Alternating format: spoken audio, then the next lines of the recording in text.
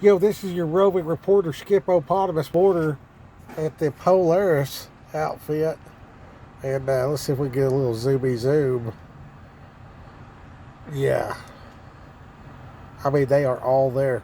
As you can tell, they are inside that building, and they are close to the little short deal where they're on the outside of the building, too. And I guess they can't get that many of them in the truck. We're staged over here waiting to load. And then the building goes plumb down yonder. And that's where they start loading. And then there's all the trucks getting loaded right now. You know, just a couple. Let's see. Let's look through the window here. We got 1, 2, 3, 4, 5, 6, 7, 8, 9, 10, 11. I believe there's 14 trucks over there. Yard jockey. And I got 3 behind me. All waiting to get loaded. And yeah. They put them, they fold out that metal. They do a square. Drive that deal in there, strap it down, load the whole square in the truck. I'm not sure why they do it that way, but that's the way they do it. I guess it makes sense to them somehow. There's the little square deal right there. Let's get a little zoomy zoom. You can tell where the forks go in it. There's the square. See the little post? See how they're stacked up? Once they flip that up, flip that other end up, I guess they drive it on there from the side. It sets them notches. Little stackaroo. And I mean, you might have 1, 2, 3, 4, 5, 6, 7. You might have 8. And then double stack that would be 16. Some of these things are $50,000. I had no idea. Who in the hell buys a go-kart for $50,000?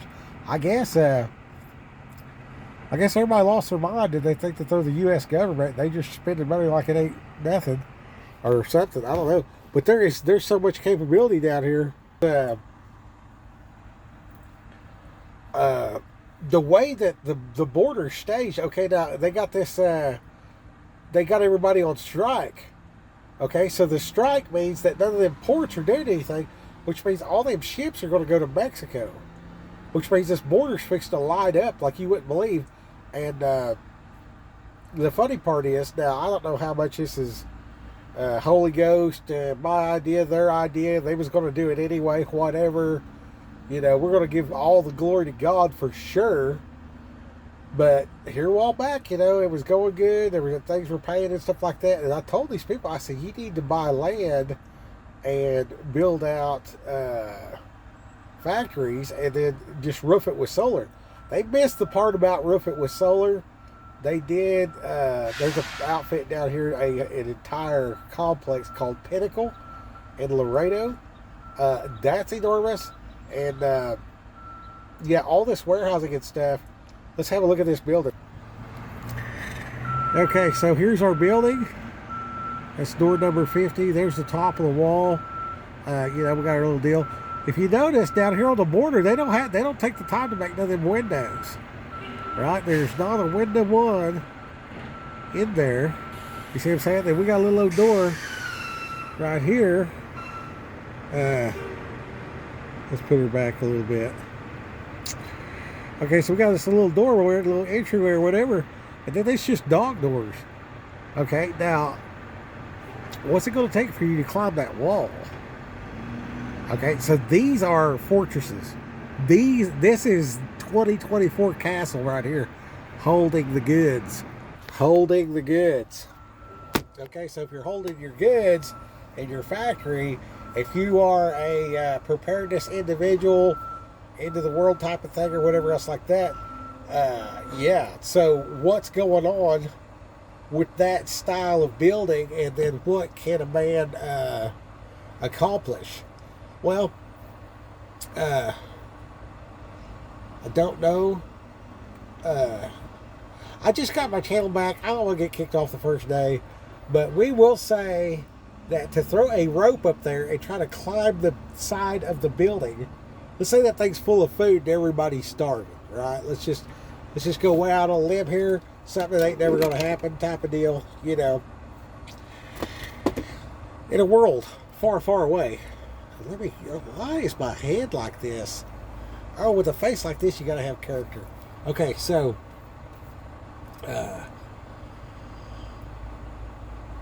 It's just logistics. But the staging, like this is the Laredo is set. The stage is set for manufacturing and everything else like that, and they're building all kinds of stuff. Like the manufacturing in Mexico is off the chart.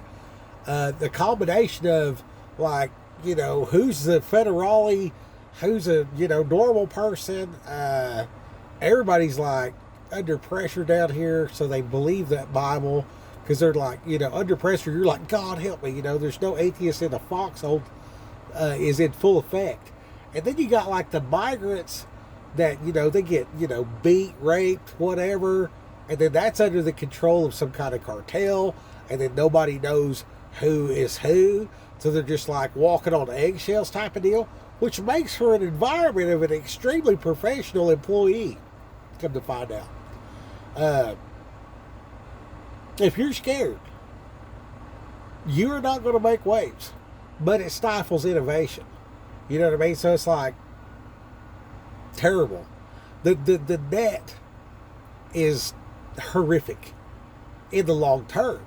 But right now, while we got some freedom and it's kind of in this transition phase and might go good, might go bad type of deal, yeah. And the question is, is it going to go belly up? Bible says Mystery Babylon falls. Okay, so with that in mind, that brings us to the fact that, of course we want to try to help out where we can and everything else like that. And then, like, if you seek to save your life, you'll lose it. But if you lose your life for my sake, you'll find it, right? And then, like, there's the tug of the heartstrings and everything else like that. And the man's got to just walk in obedience to the path he was called upon. Not necessarily the path that he was chosen to follow.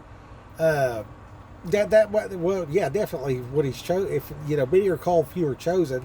But you probably will not have an ironclad definition, right?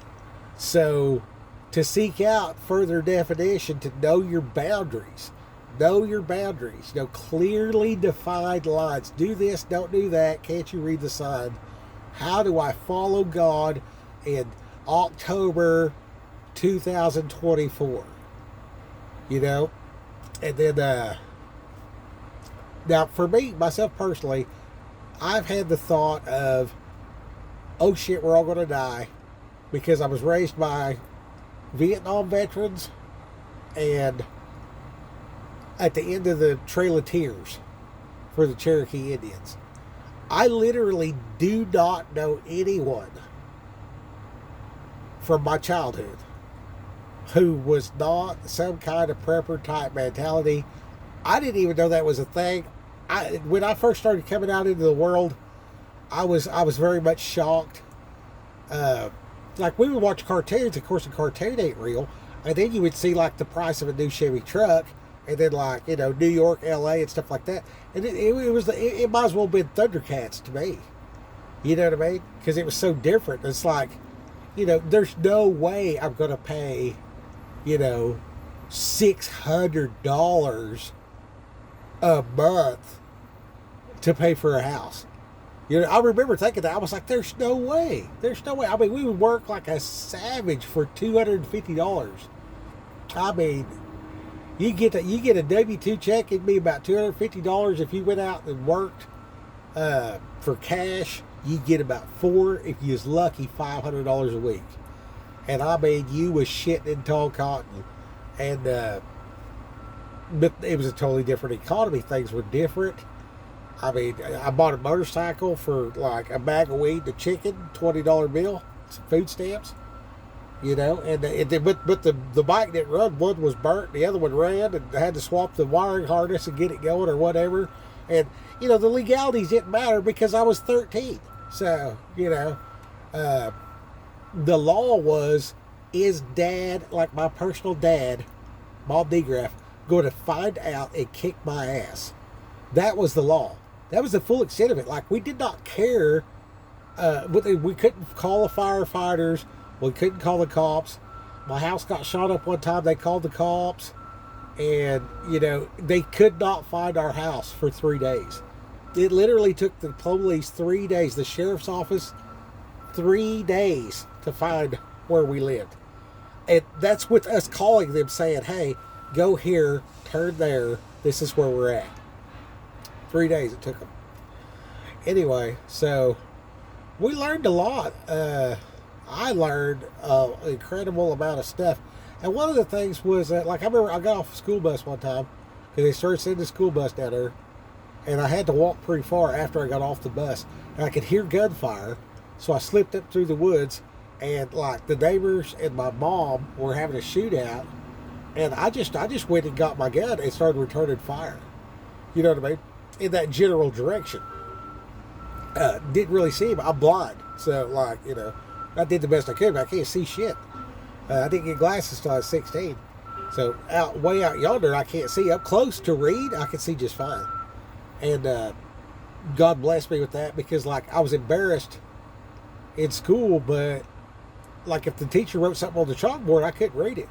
So at the end of the class, I would just walk out. I'd be the last one walking out. I'd walk by that chalkboard real slow and just read that board and try to remember what mattered. That was, you know, everybody else was sitting in the class for 45 minutes. I had about, 45 steps from the back of the class, well, wherever I was sitting, you know what I mean? So in a 20 minute, or excuse me, in a 10 to 20 second slow roll walking out past the blackboard, I had to gather all the information necessary for that day's lesson or whatever. And, which it was pretty good, I guess. So we're sitting here, we're waiting on a phone call to go back into a door. Anyway, the number one thing about being out yonder is, oh God, it is so boring. It is so boring. Like if you really want to get your preps together, for the love of God, get some board games, get every book you can imagine. I'm telling you right now, you're gonna want every book you can get to read. You're gonna want every kind of game. Buy a dozen deck of cards. You know what I mean? You're really gonna want something to do that's not work. You will have plenty to do. There is the work of living off grid, out of sight, and then when you throw into the stealth camping stuff, you know what I mean? Like, it's not really that hard to blend in, and you'll find a local whatever. Like in this case, it's very industrial. You know what I mean? Go crawl in the trailer, go sleep. You know what I mean? It's no big deal. If you're out in the woods, you know what I mean? I always like down trees. Down trees are real good. It gives you some shelter or whatever else like that. If the tree fell over and there's a root ball, generally right by that root ball there's a hole on one side, and then on the other side the trunk of the tree will be off the ground a little bit. That's incredibly good because you got something above you, so it helps with your thermals as far as being seen. It also helps with like an insulation factor as far as like not freezing to death. It also has a shade factor, so it's not, burning up in the sun. And then, just remember things about movement. If you have netting, you can do the improvised ghillie suit, and that works really good. That works really good because you're using natural. You might be putting sawgrass in your netting. You might be putting trees from the tree line, and then the Vietnamese, they stopped at each terrain and they traded out their deal, and they had a big old hat. They had a big old saucer hat. Get you like a sombrero that's got some type of holes in it so you can poke your vegetation in the hat, and then you make sure you got the thing for your neck so you can slide that thing back. You can also get one big enough around where you can put it on your backpack. So you put the head part on the backpack, and then the brim is still giving you a little bit of shade. The whole thing's covered in bushes. or grass or whatever the terrain is. And now you can walk, crawl, egress, proceed to whatever you need to do appropriately without a whole bunch of knowing. Okay, now all that goes straight out the window with your thermals.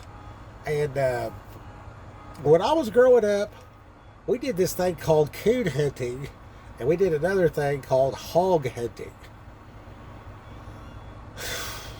We also cut wood, we also roofed houses. I'm going to say this. If you can put some effort into getting your fresh water out of a well and making sure that you got a way to build fire, if you got the capabilities to roof a house, if you will actively go hunt at night, raccoons with dogs, and hunt pigs, and have a kill dog and finish the pig with a Bowie knife. If you're actively doing those things, you're going to have a leg up. You're going to have a leg up, and then as these people get together, like I'm telling you right now, the language barrier, the culture barrier, man, and then the Haitians are not the Dominicans, and the Dominicans are not the Guatemalans. You know what I'm saying? The Mexicans are not from Brazil. There's some similarities and stuff like that. You know what I mean? But I mean, if you get over there on that East Coast, a lot of those car haulers, all those guys are from Poland. You know what I mean? So you walk up, talk to this guy, he look like me, except he's pale. And then you start talking to this old boy, and he don't know what you're saying. You know what I mean? And then it dawns on you, oh wow, these are European. These are European immigrants, which the United States used to favor Europe. That's why there were so many white folk. And now they're favoring the Spanish. Man, that's 1, 2, 3. So far, 9 trucks have left here. I've been here for 35 minutes. They are rolling these things out, boys. I'm telling you right now. I don't know what it means. I don't know who's got the money for these things. Who has the money for these things? Who's got $45,000 to draw on a side by side? I don't know anybody who does. I do not know a single person who is going to go and purchase $45,000 side by side.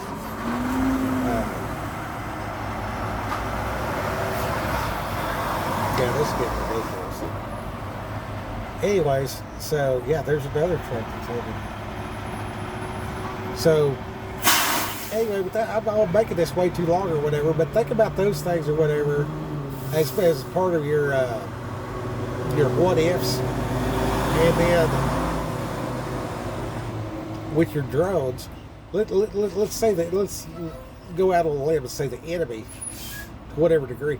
Like if our government's paying all these immigrants to come here and giving them all this money and stuff like that or whatever, like when the fight breaks out, you know what I mean? If there's freaking, 9,000 Polaris Rangers in the field, you know what I'm saying? Like, how you going to know who's who? You know what I mean? Like who's expecting a band of migrants to come rolling up 6 deep in a side-by-side that costs $45,000? Okay, now what if there's, 13 side-by-sides and they're all 6 deep, and then there's like some foot traffic behind that, and, they slipped up there and looked at you for a while to begin with. You know what I mean? Like, organized. If that's the case, and I lean that way, I actually lean that way.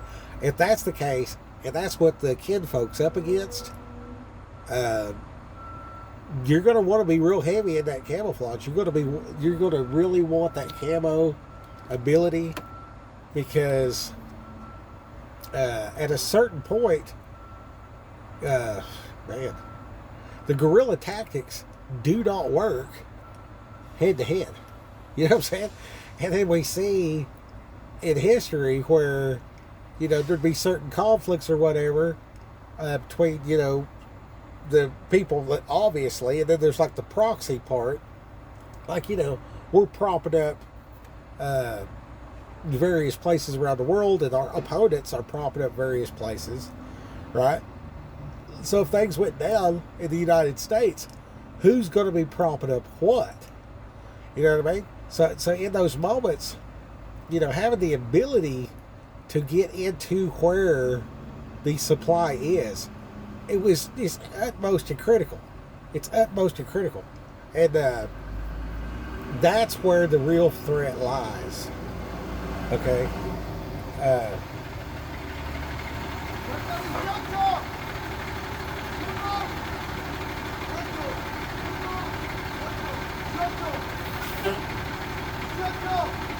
like right now, I can't get loaded because everybody else is Mexican, so all the Mexicans get in the door.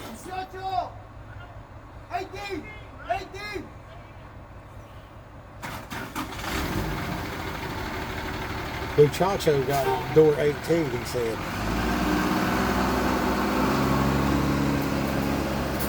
Door 18 for Muchacho.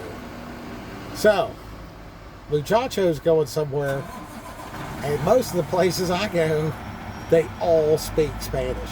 So, a while back, like I do, like China's the new, or excuse me, Mexico's the new China, and this is where freight is moving in.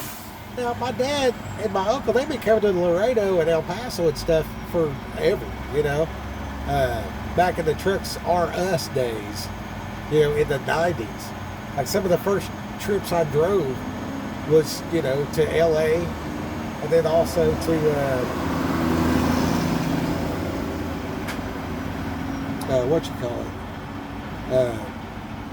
down here at the Mexican border. Anyway, like this company right here, you know what I mean? Like they're a subsidiary of Continental Tires. Like it's called Continental because they go from Mexico to Canada. You know what I'm saying? So that's like a good trip. Like if you're driving for a living, you want a nice, long, leisurely drive.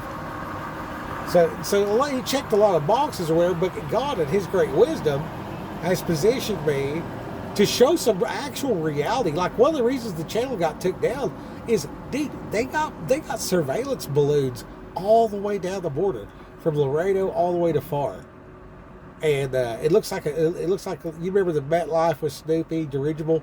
It's about a quarter size of that, just solid white, and it's a grid pattern. I believe that I counted up to 8 or 9, and they're stationed one here, one there, one here, one there. And I had made a video where I was like, "This is your roving reporter," and I was like, I've been asking the locals, which consisted of shouting into traffic, "What the hell is that?" Which I thought was hilarious. I think I posted that article in a written form on Facebook. So of course that got taken down too. Anyway, nothing's coming across that border they don't know about. I wish I'd have filmed that tower over there to begin with, because I mean, that thing's got more elephant ears on it than good woman's flower bed. Anyway, these are a little bit of the things to think about. And now I'm going to tell you this. I'm going to tell you this right now. None of this stuff works without fuel. Okay? None of this stuff works without fuel. If you ain't got no electric, and you ain't got no gasoline, you have a really expensive paperweight. An unloaded gun is an expensive club. You know what I mean? So, a man trying to take care of his family without the Holy Ghost is, I don't even know how you would go about trying to do that. Like, if you think you're going to make it through without the Holy Ghost, then you are completely missing the boat. Okay, so like if any of this is making you nervous or whatever, you know what I mean? Maybe you're someplace that's hard to deal with right now. Go in prayer. You know what I mean? And just realize, you're getting ready for the new earth, and this earth is a proving ground. How many people and how many wars and how many events where the earth turned against us. Earthquakes, hurricanes, fires, floods, famine, war, all these different things have been, nothing is new under the sun, God knows where you're at. You know what I mean? If you lose your life in service to the King, you will save your life in the eternity. So do not be afraid of that. That is a badge of honor. That is courage. That is a gold medal day to give your life in service. You know what I mean? Live for God for sure. You know what I mean? And be wise. Be very wise. And you're gonna die anyway. So, you know, make it count. You know what I mean? So anyway, prepping all these years or whatever, I started reading the Bible and stuff. You know, had some experiences with God, and I said, God, what do I do? And he said, this is exactly what God told me. This is a word God gave to me. Now I'm a kind of a workaholic and a bit of a jackass. Ain't scared. So this was specifically for me, and it's been over 20 years ago when he told me. I heard just as plain as day, just like somebody sitting right here talking to me out loud, none of this in your head stuff. Sure enough, God said, enjoy it while it's lasts. Enjoy it while it lasts. Enjoy it while it lasts. Now, for other people, I don't think that's. I'm not giving you that word to like take hold of and make it your own or whatever. But he had to tell me that because I had to slow down and enjoy. I needed to smell the roses or whatever else like that. I had literally worked until I flopped out and had to be resuscitated about a dozen times. Through various ways to die, I have been to that point or past and came back, whatever degree. I mean, things get a little blurry when you're dead. But for the sake of accuracy and telling it the way it is and being honest, he said to me, enjoy it while it lasts. And I say the rest of that because, I'm still here. I was in church one time, and the lady, she used to be my teacher way long time ago. She said, well, do you feel like God's calling you to be there? And I said, well, I'm here. I don't know, So, where are you at? Do the best you can. You know what I mean? You just look around with what you got or whatever like that.